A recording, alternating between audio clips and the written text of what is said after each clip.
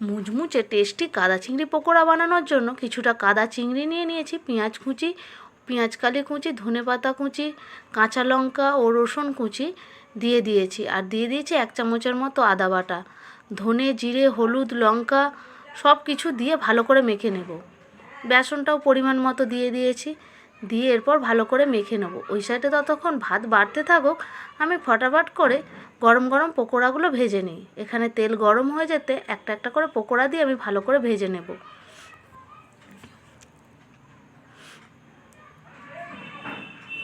বেশ লাল লাল করে আমি পকোড়াগুলো ভেজে তুলে নেব।